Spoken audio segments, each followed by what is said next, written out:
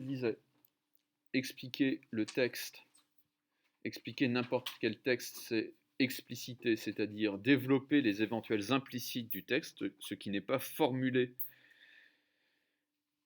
explicitement dans le texte. Cela peut cela peut relever de l'allusion.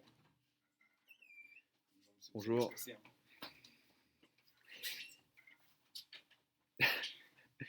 Donc du contexte historique éventuellement. Ça, c'est le premier point. Mais surtout, expliquer. Expliquer, c'est dire pourquoi. Dire pourquoi l'auteur écrit ce qu'il écrit.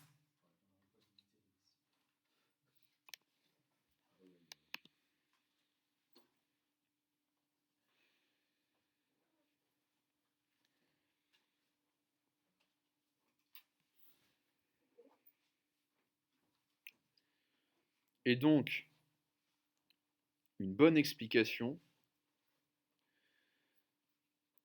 ça va être celle qui est dynamique, qui est active, qui interroge le texte au lieu de le reformuler.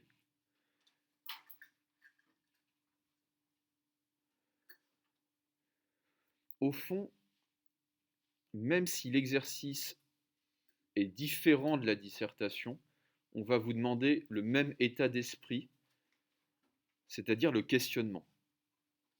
Il faut questionner le texte. Pourquoi l'auteur, quel qu'il soit, écrit-il ce qu'il écrit?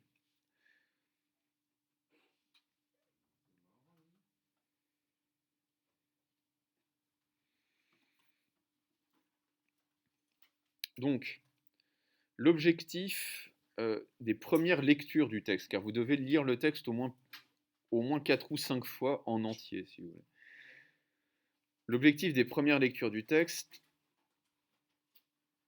est d'identifier la thèse de l'auteur et le problème philosophique qu'il prend en charge.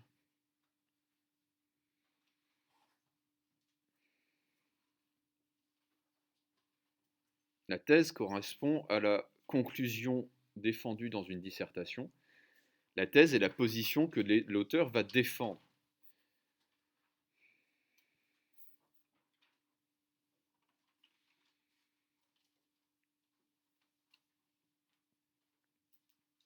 Quant au problème, on pourrait dire que c'est exactement comme dans une dissertation, c'est d'abord une question qu'il faut développer ensuite, comme dans une dissertation, en montrant les deux côtés, en montrant la tension.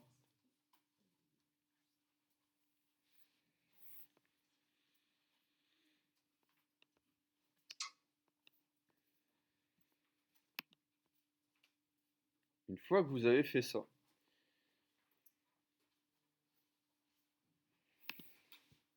vous devez vous intéresser au plan, c'est-à-dire à la structure argumentative du texte.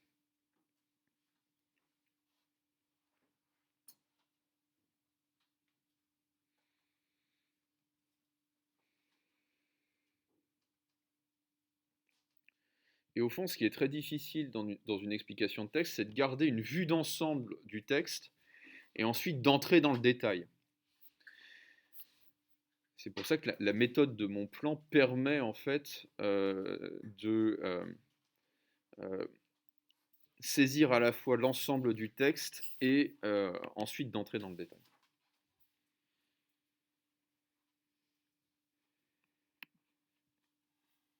Une fois que vous avez examiné quel était le plan, que vous êtes sûr de votre coup, c'est le moment vraiment de faire de la philosophie, c'est-à-dire de vous demander quels sont les enjeux du texte, les difficultés qu'il soulève et les résonances qu'il peut avoir avec d'autres textes que vous avez déjà vus.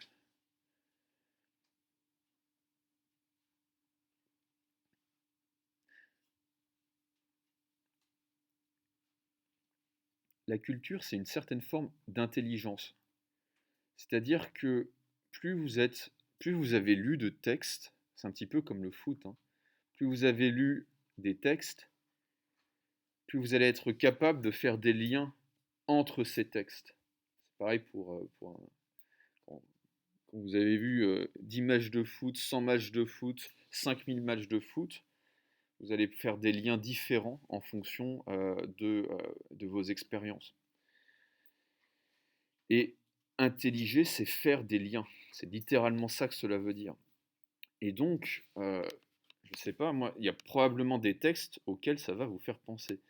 On a fait un cours sur la culture, on a fait un cours sur la différence entre l'être humain et l'animal.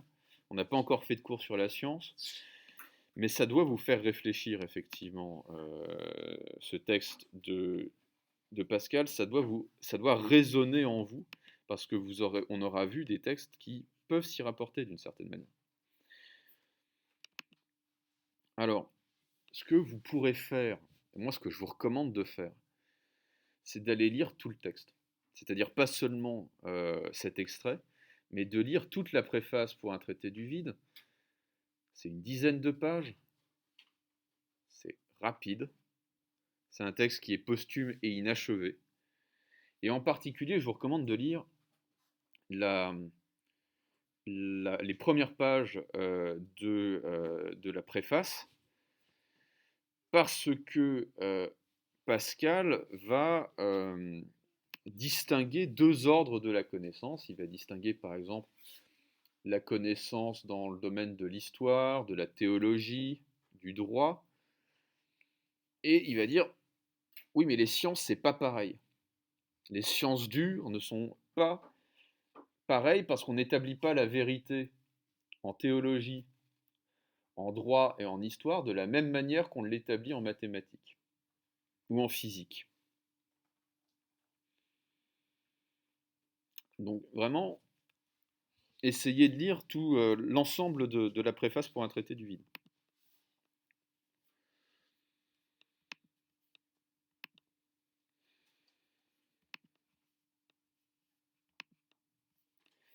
Éventuellement, essayez de faire des recherches, ça pourrait vraiment être utile.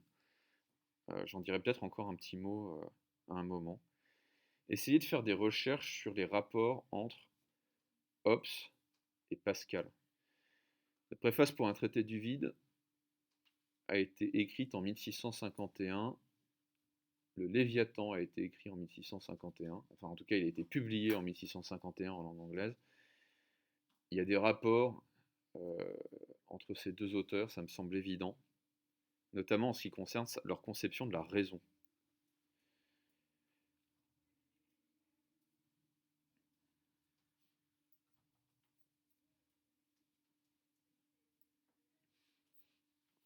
Je vous conseille également de relire ou de revoir les vidéos que j'ai faites sur la notion de culture. Ça sera utile à mon avis. Alors, ce qui est délicat, et faut pas perdre de vue cela, hein, ce qui est délicat dans l'explication, c'est qu'il faut vraiment, vraiment que ce soit l'explication du texte. C'est-à-dire que vous pourrez nourrir votre explication de connaissances extérieures au texte, mais ce qui compte, c'est quand même le texte. Et ça, il ne faudra pas l'oublier. Donc équilibre fragile, mais équilibre nécessaire. Et il faudra vraiment, au fond, si vous vous dites, bah non, je pourrais partir dans des longs développements, ça m'emmènerait très très loin, ne le faites pas. Vraiment, le but du jeu, ça va être d'expliquer précisément le texte. Et comme vous avez vu, le texte est beaucoup plus long que le texte précédent de John Stuart Mill que je vous avais donné. Et en fait, c'est à double tranchant.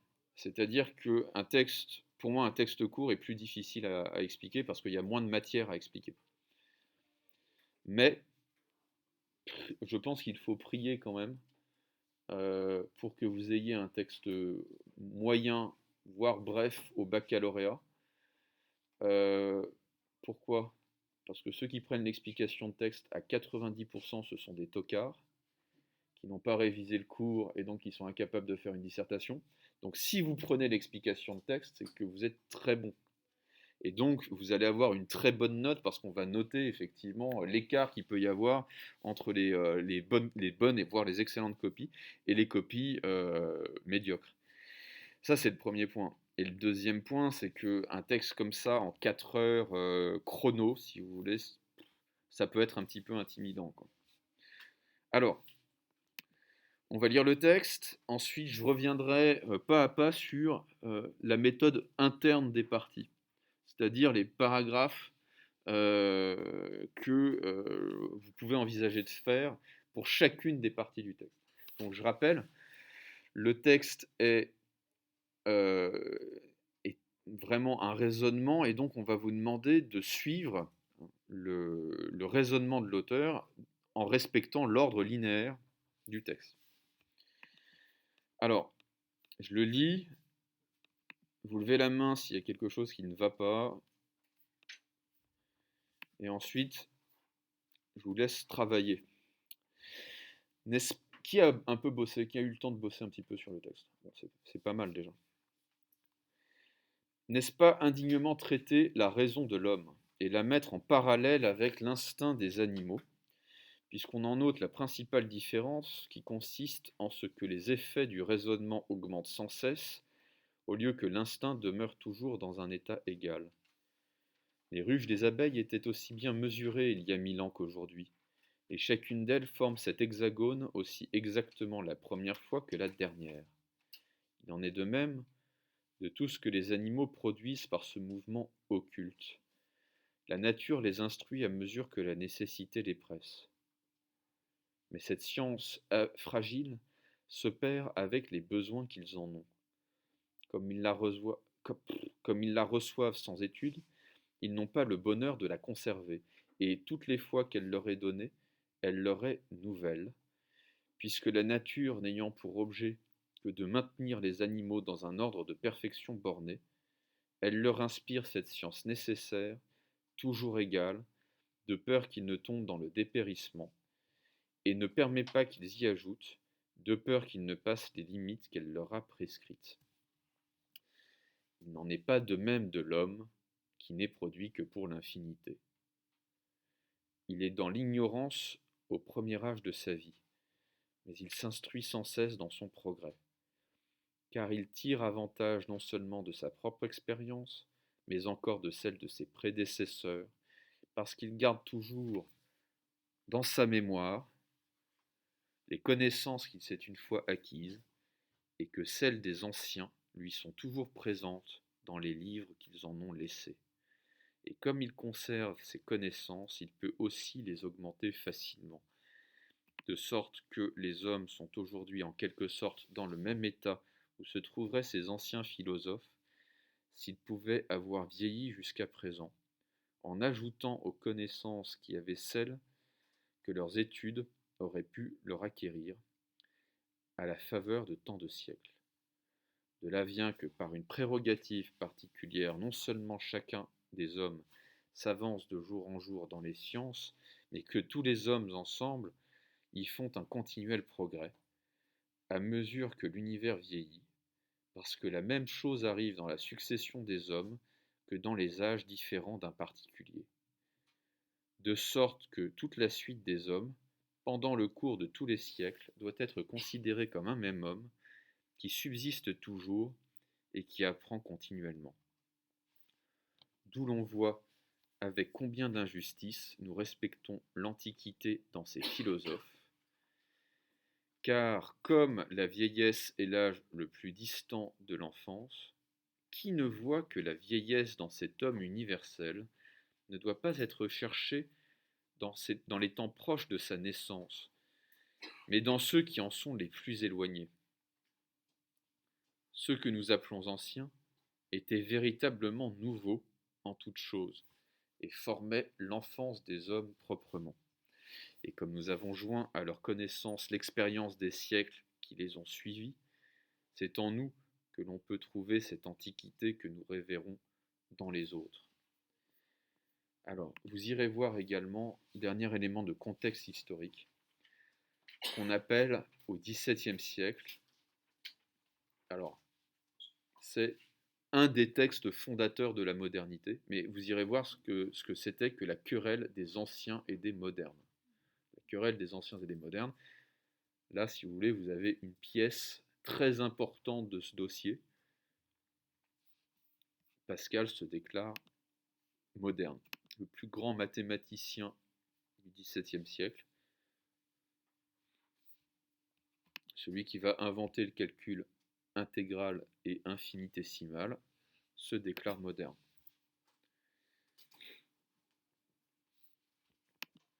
Alors que par ailleurs, il a un certain rapport à la tradition, on en parlera. Alors, je vous laisse relire le texte. Vraiment, s'il y a un truc avec lequel vous n'êtes pas au clair, s'il y a un élément du texte avec lequel vous n'êtes pas au clair, vous intervenez en levant la main. Et ce que je voudrais, c'est thèse, problème, plan. Okay, thèse, problème, plan.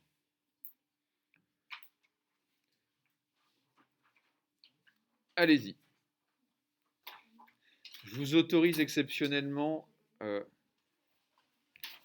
autorise exceptionnellement à ne pas respecter les gestes barrières si vous avez oublié votre texte.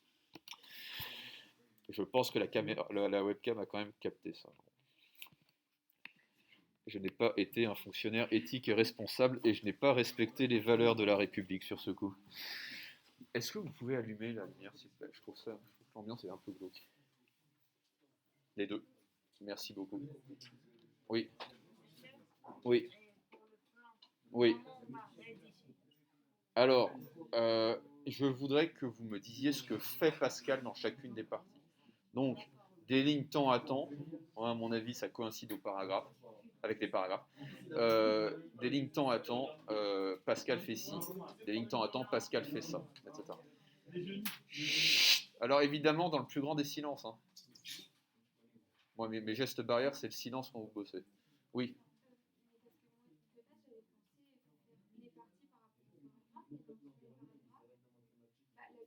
Quentin. Oui.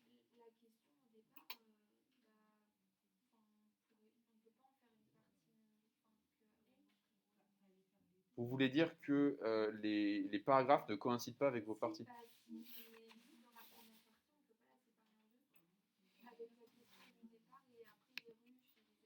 Bon.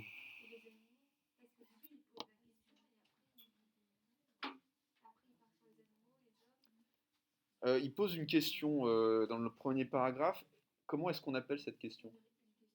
Une question rhétorique, c'est-à-dire que c'est pas une question en fait.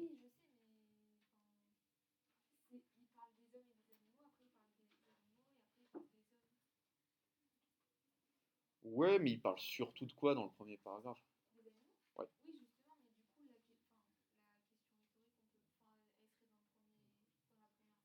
Oui, oui, oui, tout à fait.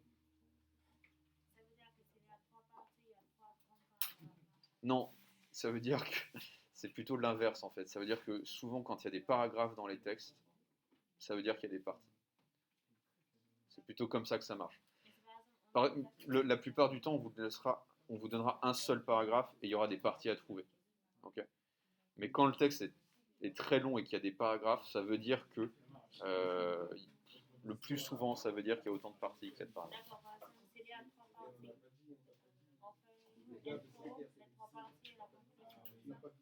Ouais, tout à fait.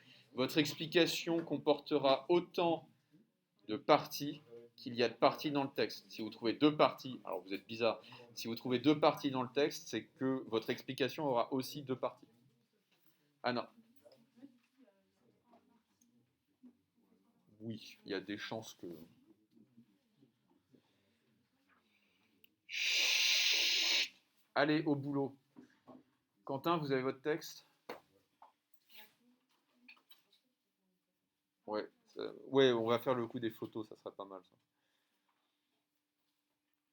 Donc, ce que je veux, c'est... Premier truc que vous devez identifier, c'est la thèse de l'auteur. Le second truc que vous devez identifier, c'est le problème. Parce que souvent, le problème n'apparaît pas dans le texte. Il est en amont du texte. Il vient avant le texte. Et enfin, c'est le plan. Le plan est clair.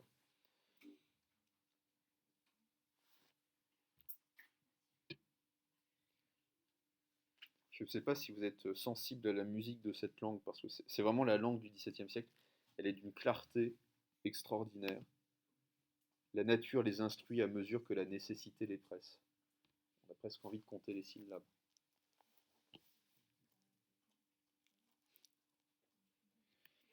C'est ce qu'on appelle la cadence.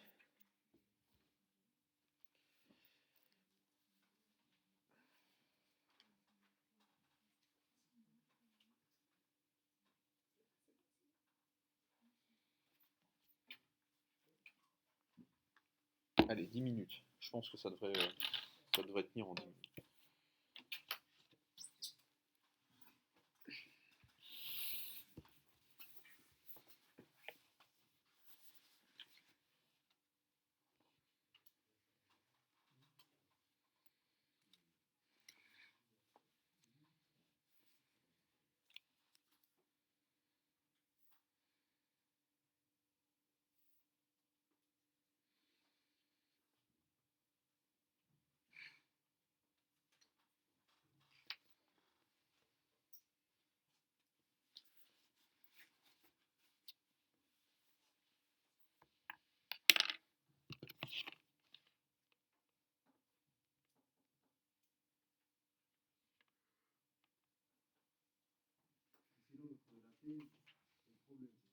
Thèse, problème, plan. Ça serait vraiment parfait.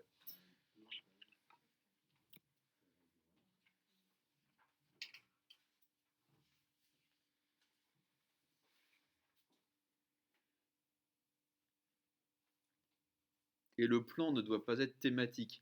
C'est-à-dire, ça peut pas être, il va parler de ça, puis il va parler de ça, puis il va parler de ça. Qu'est-ce qu'il fait? Qu'est-ce qu'il montre? Vous comprenez?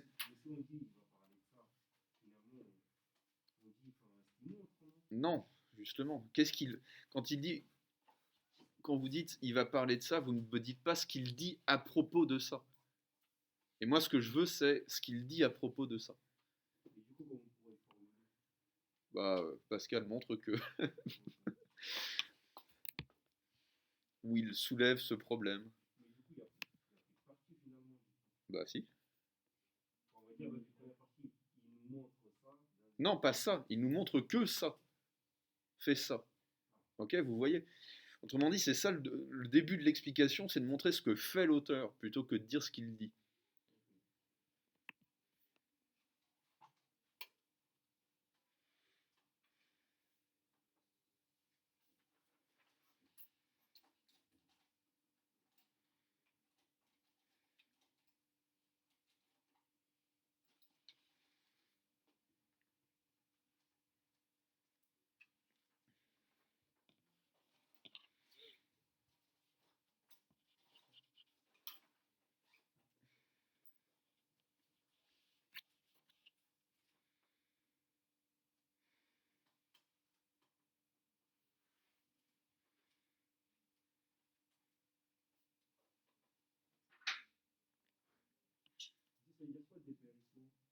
Dépérissement, cela veut dire détérioration, mort, agonie.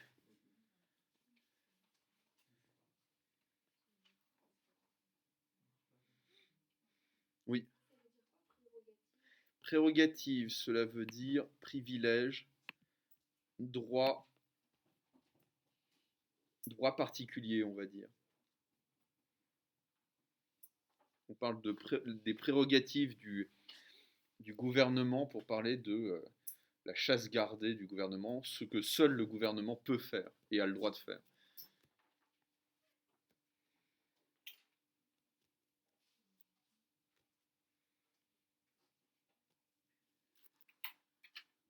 Oui.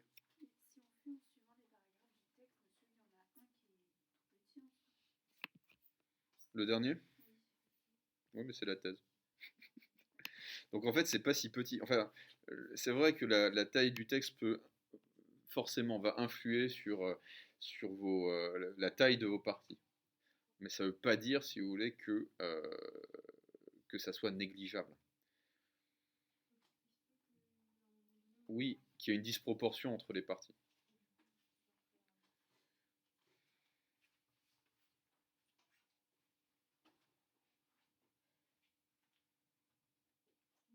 Oui,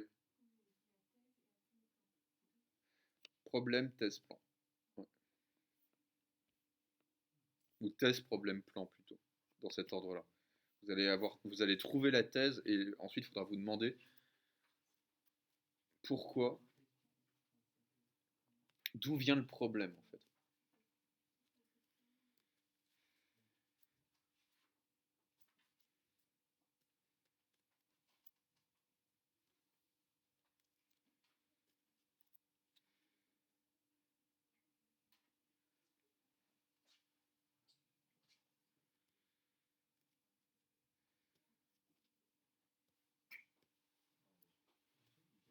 Oui, 32 à 33, donc d'où... Ah, il n'y a pas un petit... Il y a un truc qui doit vous déranger, c'est le C philosophe avec un SES. Ah, ça c'est intéressant. Nous respectons l'Antiquité dans C philosophes. À quoi renvoie le C ici? Ça renvoie à l'Antiquité. Autrement dit, l'Antiquité dans ses philosophes, cela signifie les philosophes de l'Antiquité. Et c'est-à-dire, on est injuste quand on se prosterne devant les philosophes de l'Antiquité au prétexte qu'ils viennent de l'Antiquité. Okay, c'est ça que ça veut dire. Donc c'est bien effectivement d'avoir relevé ça parce que ça, ça permet de clarifier le texte. L'Antiquité dans ses philosophes, c'est les philosophes de l'Antiquité. Oui. Et aussi à la fin du texte, quand il dit ce qui nous appelle anciens était véritablement nouveau Ouais. en toutes choses, éternel enfance, il veut dire comme quoi, un homme qui vient de naître, il va avoir les valeurs d'un ancien. Et puis il va grandir avec ça, il va les transmettre à un nouveau-né aussi. Est-ce que c'est ça? Non, c'est pas ça. Il va dire comparons l'humanité, l'histoire de l'humanité, à l'histoire d'un être humain. Okay. L'Antiquité, ça correspond à quel âge pour un être humain? À l'enfance. Vous comprenez? Et en fait, l'erreur, et c'est ça le problème du texte, l'erreur que l'on fait, euh, c'est précisément de croire que les anciens, parce qu'ils nous ont précédés, sont anciens sur le plan de la science, alors qu'en réalité, ils sont nouveaux, ils sont plus jeunes. Les nouvelles générations, les nouvelles générations de savants sont plus avancées dans le chemin du progrès scientifique, et donc elles sont plus vieilles. Vous comprenez? Mais non, c'est pas paradoxal. De la même manière que l'enfance précède l'âge adulte et précède la vieillesse, l'Antiquité précède le Moyen Âge qui précède la modernité. Vous êtes en train de dire que les nouvelles générations, c'est aussi par exemple les nouvelles générations de savants. Ils vont faire partie de l'Antiquité. Bah, d'une certaine manière, oui. Ils vont pas faire partie de l'Antiquité. Simplement, comme ils auront bénéficié de toutes les connaissances accumulées jusque-là, c'est comme s'ils avaient vécu le laps de temps de l'Antiquité, le Moyen Âge et ensuite la modernité, si vous voulez. Et donc ils viennent après. Ils viennent après. Et donc ils sont plus vieux, non? Ah oui, oui, là, Ils sont ah plus oui, vieux parce qu'ils ont stocké, ils ont bénéficié du stock de toutes les connaissances qui les ont précédés. C'est ça qu'il faut comprendre. Ceux qui ont inventé la machine à vapeur sont comme des enfants par rapport à ceux qui ont inventé, je ne sais pas moi, l'électricité. Oui, mais là, en fait, là, c'est en termes de connaissances qui sont plus vieux. Oui, c'est ça, vous avez compris. C'est vraiment en termes de connaissances. Anna, je vous ai vu lever la main.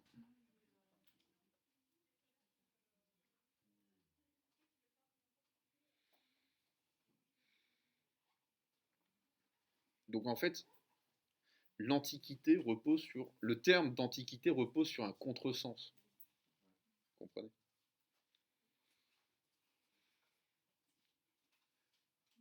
Oui.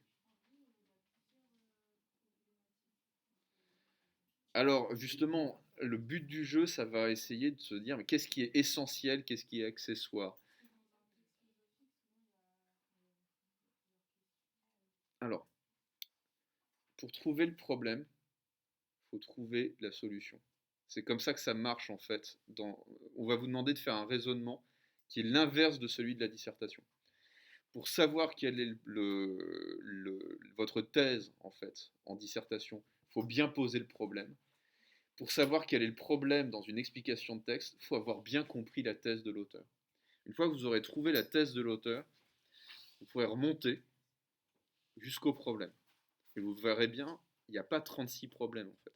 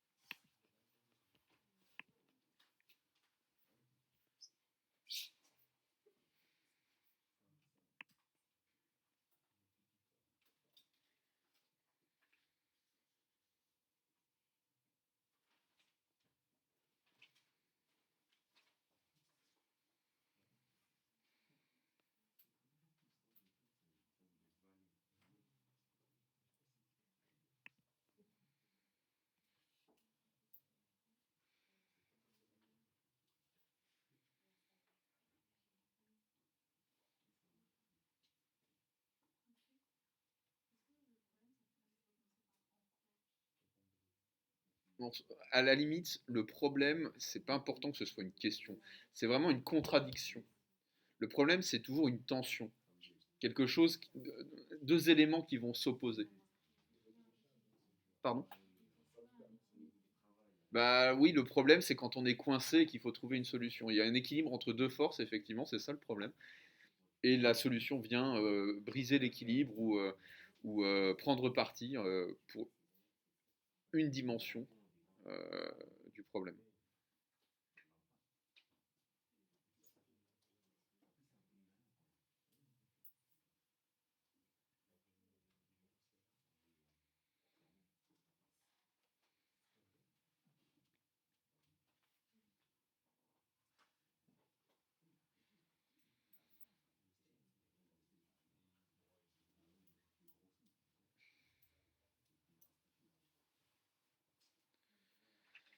Alors, hein, allez, on y va.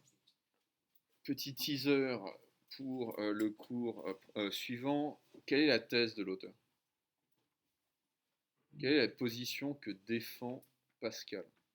Déjà, où la défend-il? Dans quelle partie du texte? Ouais, il la défend à la fin. Dans 90% des cas, retenez ça, parce qu'il y a quand même 10% restants, dans 90% des cas, vous allez trouver la thèse de l'auteur à la fin du texte.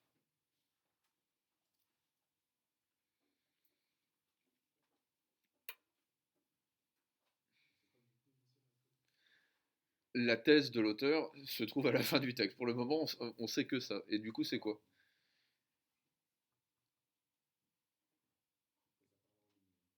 Quelle est la thèse de l'auteur? Ouais. Alors, formulez-la de manière claire.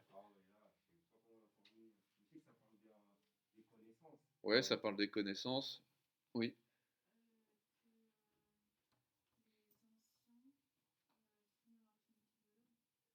Fond? Non. Non. Ouais.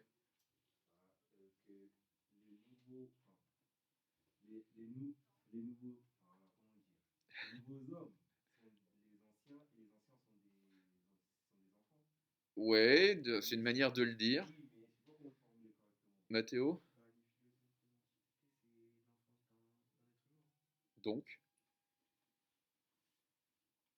Et ensuite, ça va vous amener au problème, automatiquement. C'est quoi l'enjeu, en fait, pour un scientifique? Pascal est un matheux et un physicien. Pourquoi il fait ça? Pourquoi il dit ce qu'il dit? Oui. Oui, mais c'est pas ça l'enjeu, si vous voulez. C'est pas ça le BINS. Oui.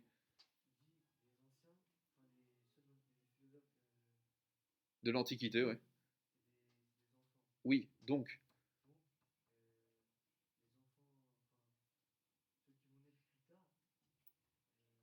seront. Oui. Oui, effectivement, ça c'est relatif. Mais, euh, ok, si je vous pose la question de la manière suivante, où se situe l'autorité scientifique? Bah si, oui, c'est ça la thèse de Pascal. La thèse de Pascal, c'est que en matière de science, nous avons tort de rechercher l'autorité du côté des philosophes de l'Antiquité.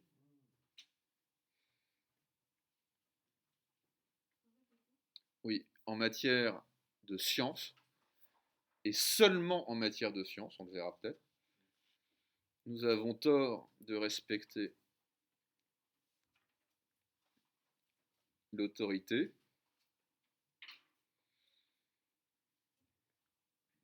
des philosophes de l'Antiquité.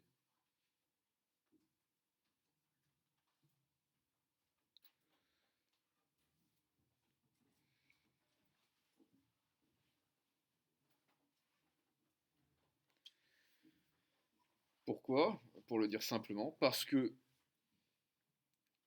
ceux que nous appelons anciens étaient au début du chemin de la connaissance, et non à la fin.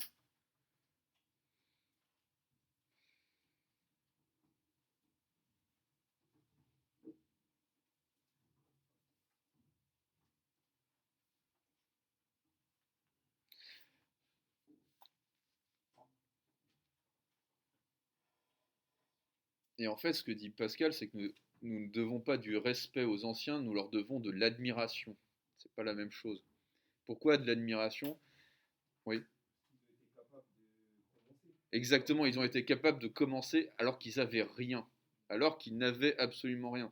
Donc en fait, ce qu'il faut admirer dans les anciens, c'est ce dont nous sommes de moins en moins capables, dit Pascal au XVIIe siècle, c'est-à-dire l'audace, le génie qui consiste à inventer. C'est ça qu'il faut admirer chez les anciens. Oui.